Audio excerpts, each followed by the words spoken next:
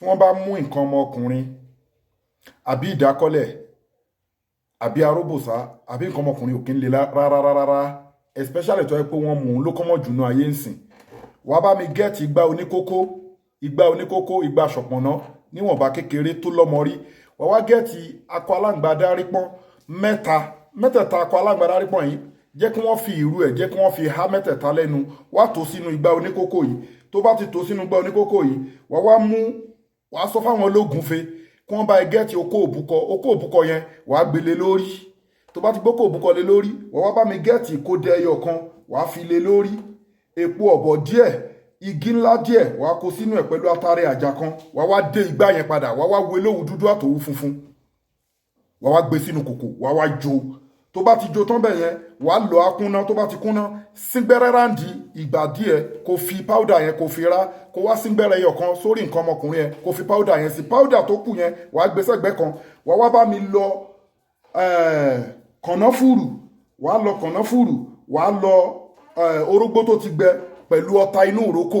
wàá lọ nǹkan mẹ́ta papọ̀ wàá kúnná bí èlùbọ́ wàá wá dà pọ̀ mọ́ ẹbu tó ti múnú ẹ̀ fi síngbẹ́rẹ́ yẹn wàá wá mix ẹ̀ papọ̀ wàá máa fi fọ́ ẹ̀kọ́ gbóná mu. confam lèmi sọ fún ẹ iṣẹ́ ta fẹ́ practice a fẹ́ ṣe practical lọ́wọ́lọ́wọ́ báyìí nínú láàbù wa báyìí o mo fi ní kí n jù sáyé ẹ rí i pé láti inú àwẹ̀ mi tí release kankan fi fídíò yìí ránṣẹ́ kíní yẹn ló wà ní ọ̀sìn wọ̀dù sí wọ́n mú nǹkan ọmọkùnrin ṣeré ni o kátọ̀ ṣàn kọkùnrin má lè pàfọ́ọ̀mù láì ní jẹ̀díjẹ̀dí ẹlòmíì ti làgbo jẹ̀díjẹ̀dí títí ó tún má gbàlagbà ìwọ àgbàlagbà wọn tó ti ń get old lọ ṣiṣẹ́ yìí ìwọ ọmọdé tó kọ́kọ́ rí kíní lọ ṣiṣẹ́ bet tó bá mọ̀ pé ò lágbára láti lè ṣe kò síbi tí ẹ wà tí product ti wa ò dé get transformer 1100 power àbí kò get caterpillar wa àbí kò get all in one natural apps instead wà fi máa wá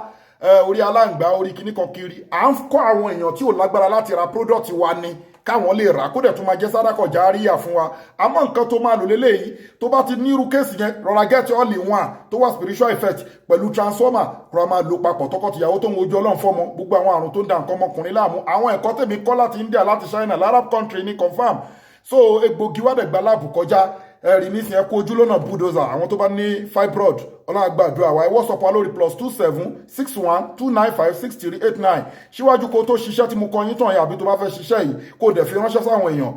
account number ní fáwọn ọmọ aláìní fi nǹkan tó bá lágbára sákàǹtì àwọn ọmọ aláìní 0123214254 account number fáwọn aláìní